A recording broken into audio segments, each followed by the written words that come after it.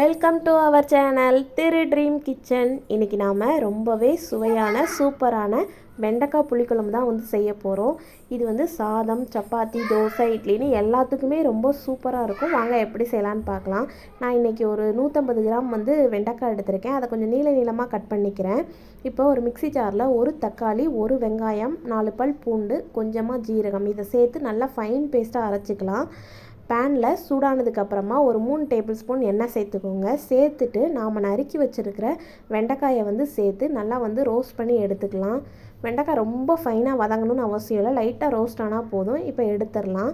எடுத்துகிட்டு அதே எண்ணெயில் கொஞ்சமாக வெந்தயம், கொஞ்சமாக கடுகு சேர்த்துக்கலாம். சேர்த்துட்டு ஒரு 4 பல் பூண்டு அதில் சேர்த்துடலாம். பொரிஞ்சதுக்கப்புறமா பூண்டு வதங்கினதுக்கப்புறமா கொஞ்சமாக வெங்காயம் தனியாக எடுத்து வச்சுருந்தேன், அதையும் சேர்த்து நல்லா வதக்கிக்கலாம்.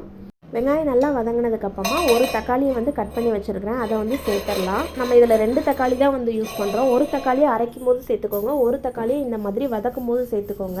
தக்காளியும் வெங்காயம் நல்லா வதங்கினதுக்கப்புறமா நம்ம அரைச்சி வச்சுருக்கிற பேஸ்ட்டை சேர்த்துடலாம். சேர்த்துட்டு அது கூடவே கொஞ்சமாக தண்ணி சேர்த்துக்கோங்க. சேர்த்துட்டு அந்த மசாலா பேஸ்ட் எண்ணெயோடு நல்லா கலந்து கொதித்து வரட்டும். வந்ததுக்கப்புறமா நம்ம மசாலா சேர்த்துடலாம். ஒரு 3 ஸ்பூன் அளவு குழம்பு மசாலா நான் சேர்த்துருக்கிறேன். வேறு எதுவுமே இதில் நம்ம சேர்க்கலை.